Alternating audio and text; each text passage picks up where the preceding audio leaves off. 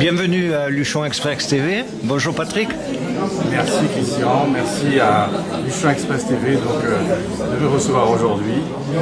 C'est le grand jour puisque aujourd'hui il y a le premier train qui va arriver, le premier train officiel avec la présidente, Mme Delga, qui sera à son sein. Donc ça c'est une très bonne chose. Donc je vais vous présenter actuellement tout ce qui concerne Luchon d'antan. Je vais vous présenter Luchon d'antan, voilà tout simplement. Et je vais vous présenter une merveille que nous avons dans les Pyrénées qui s'appelle le lac d'eau. D'accord. Le lac d'eau qui est un lac glaciaire, donc qui a été fait il y a 20 000 ans à peu près, à la fonte des glaciers, qui a été surélevé par l'homme dans les années 20 pour garder le maximum d'énergie pour justement la centrale du lac d'eau qui est à Luchon, donc qui produit de l'énergie pratiquement en permanence. Et donc je vais présenter ça et dans Luchon d'antan, vous avez absolument tous les sites remarquables qui sont repris sur la vallée du Luchon et surtout dans notre pays. Voilà ce que je voulais dire aujourd'hui. Est-ce qu'on peut descendre sur la page? Bien sûr. Alors, voilà, pour voir le lac d'eau. Alors le lac d'eau, là c'est une vidéo qui a été faite par Christian Rive à une certaine époque. Alors, je ne sais pas si elle va marcher aujourd'hui, mais elle ne marche pas. Donc de cette vidéo au lac d'eau, et puis je te remercie. Et puis bon, aujourd'hui ça ne marche pas parce que je pense que la machine est un peu fébrile, mais ça marchera la prochaine fois, il n'y a pas de souci. Est-ce que tu aurais un autre site comme celui-ci pour me montrer, s'il te plaît? Celui que peut-être tu vas présenter à Carole Delga. Il y a plein de sites qui sont donc c'est pas... Alors, simplement, il y a tout le site de la vallée du Larrouste qui reprend absolument toute notre histoire, vraiment, et surtout la gastronomie. Il y a des Canadiens qui m'ont appelé pour dire qu'il y avait certains éléments de leur gastronomie qui étaient identiques à ceux du Larrouste. Et ça, c'est remarquable. Voilà.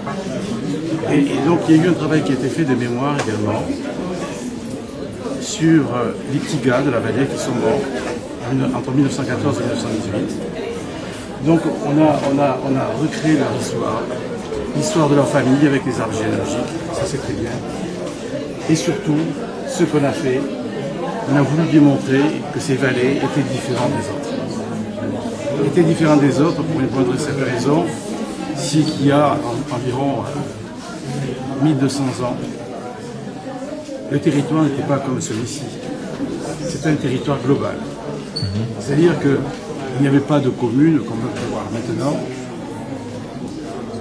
Toute la vallée appartenait donc à la commune.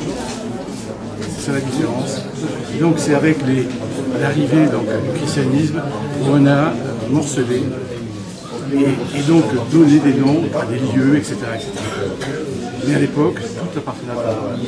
Et que ce soit du côté français comme du côté espagnol. C'est bien. Voilà Christian, ce que je voulais dire aujourd'hui. Je te remercie pour ces explications fort intéressantes. Voilà, merci beaucoup. À plus tard. Et donc c'est la Révolution française qui se passe pour se mettre, se lier, parce que c'est tout ce qu'il y avait en France. Donc c'est pour vous dire, ici il y avait quelque chose d'assez extraordinaire. C'était une première république en fait. Les femmes, alors le problème c'est qu'il y avait le droit d'aînesse. Quand on naissait femme, on avait plus de droits. Pour les enfants. Et c'est pour ça qu'il y a eu des femmes qui étaient conçues et qui maîtrisaient absolument tout ça. Voilà. Et donc dans ça, dans cette vieille histoire, on se rend compte en fait que les maisons, c'était là où vivait la famille. Il n'y avait pas de nom de famille. C'était le nom de la maison. Et toutes s'il y avait une fille qui laissait un peu garder la maison. Et le mari, qui était certainement le second de notre famille, venait donc et il prenait les noms de sa femme. Enfin, le nom de la maison. Vous voyez comme quoi le féminisme, ça fait bien longtemps que ici, les limites étaient déjà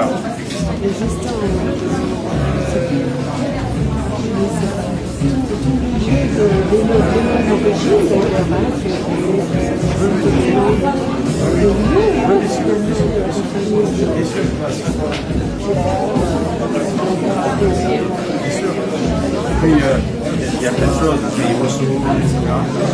C'est la pierre pour moi. Il y a une origine, exactement. Alors, qu'est-ce que vous voulez chercher? Dites-moi. Chercher les ours. Ah, les ours. Là, vous allez en voir. Là. Non, là, ils n'avaient pas le train. Par contre, regardez, je vais vous montrer quelque chose. Regardez par exemple le Castelnuet. Regardez. On la connaît, elle est là-bas. Regardez, vous avez ici. Et vous n'avez pas tout. Regardez, alors dans la cour de Castelnuet, la chose remarquable, c'est que cette tour a servi. Oui, mais il n'y a pas que ça. Il n'y a pas que ça. Regardez. Regardez. Ça a servi. Vous avez, il y a la lus là-dessus. Et alors regardez, parce que nous on a repris absolument même les plans qui étaient les plans allemands. Parce qu'on a regardé la tour pendant 2 ans. On les a repris là-dessus et on a même repris les nids de mitrailleuses, etc. Vous allez remarquer tout. Ils sont restés là 2 ans de 42. Oui, c'est ça. Avant de partir. Voilà. Alors, là vous avez plein de choses. Alors, je sais pas si on va voir. Alors surtout, on a un élément essentiel. Ça a servi également. Quand on est un peu important, ça nous dit dessus. Regardez les plans. Là, c'est les plans de mitrailleuses. Donc, les Allemands, donc, entre 1942. Et donc, ça reprenait en enfilade la vallée de Gurb. Vous voyez la vallée du Gurb, la vallée de Supermanière. C'est-à-dire que il y a Gurb, la vallée de la Pique. Voilà. Et donc ça reprenait absolument tous ces éléments-là pour voir les gens qui pouvaient passer, etc. Et alors, ça c'est une chose, mais regardez, la coupole a existé très longtemps. Et elle a été enlevée, elle a été enlevée. Mais vous avez toujours l'emplacement de la coupole. Et là vous avez ici, donc, alors, il y a un élément que personne ne sait, ça a servi de théâtre. Oui. Alors regardez. Alors ça a servi, vous allez voir. Moi, vous allez voir là. Regardez. Regardez l'assemblée. Et le public, il était sur le plat que vous avez dans l'ancien restaurant qu'il y avait, hôtel-restaurant qu'il y avait, et il faisait donc voilà. Vous avez vous voyez le spectacle, la représentation, vous voyez, de 11 août 1907, et là voilà la Louise Sylvain, donc l'actrice. C'était l'actrice. L'actrice, tout à fait. Il était à la Castelnuet. Donc il y a une recherche qui a été faite vraiment en profondeur pour mettre ce qu'il y a de plus beau en exergue de la vallée. Regardez. Pour l'établissement d'un chemin de fer électrique entre Luchon et Vénasque. Entre Luchon et Vénasque. Et regardez. Et donc elle avait été déclarée d'utilité publique le 23 décembre 1902. Le problème, c'est qu'il y a eu la guerre de 14 qui est passée par là, et tout ce qui devait être fait n'a pas pu être fait parce qu'on devait se servir des capitaux pour reconstruire la France. Mais voilà, donc c'est très droit. Vous voyez, on a tout, on a l'accueil à la résidence avec le rang de Goulet. C'est l'internet, Ah oui, mais c'est Luchon, point dans le temps, point guide. Point dans le temps, point guide. Alors il y a Christian Biaggi qui travaille actuellement. Et David Duguay, d'ailleurs, il ne devrait pas travailler. Si vous voulez, venez en profiter. Alors, simplement, c'est un site que j'ai fait, qu'on a fait. Alors, il va jusqu'à Saint-Béat. Et à nos amis de Vénasque, il reste à Vénasque. Donc on va faire un échange. On va faire un échange. Alors par exemple, si vous achetez, oui, voilà, tout à fait. Donc là ici, là, prenons le cas, bah, c'est ce que j'expliquais tout à l'heure. Par exemple, prenons ici. Alors, tout a été vérifié, les informations que vous avez là-dessus, tout a été vérifié. Donc il n'y a aucun problème. Alors c'est le château, c'est celui qui est sur la route de Superbâtisse. Voilà, là, vous voyez, regardez, vous avez absolument toute son histoire qui est là. Voilà, après, elle se retrouve, son fils, le prince Pierre d'Orléans, vous voyez, vous avez toutes les célébrités qui sont arrivées du monde entier. C'est ça que je veux dire. Donc, ce luxe, il faut le retrouver maintenant. On ne peut pas laisser vérifier les choses. Voilà. Vous voyez, donc on a, par contre, c'est mieux sur un portable.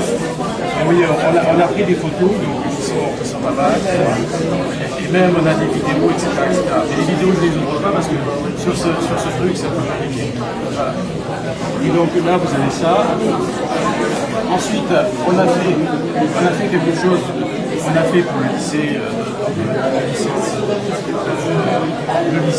professionnel et l'autre.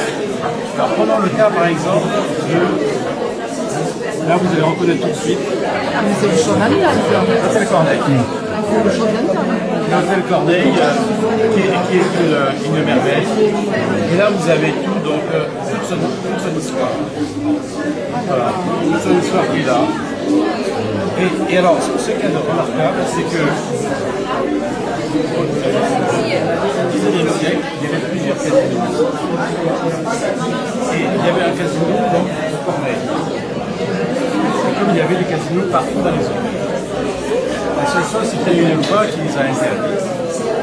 Et donc, et en plus de ça, au Corneille, il y avait, comme le Corneille était essentiellement composé d'anglais, il y avait un temple protestant qui était à l'intérieur de l'église. Et donc, entre le casino et le temple. On ne peut pas l'arrivée du train. C'est pour ça que le temple protestant a été mis quelques mètres à côté de l'hôtel Corneille. Parce qu'il faut garder le casino. Voilà, exactement. Mais quand vous êtes à l'hôtel Corneille, maintenant vous avez les parties présents. C'est à cause de ça, parce qu'il a fallu dissocier, donc parce que tout était à l'intérieur, il a fallu dissocier. Donc il y a plein de choses comme ça qui rentrent une fois. Et vous avez donc, depuis l'origine, là, donc, oui, vous avez la sécurité. Là, vous êtes venu ici.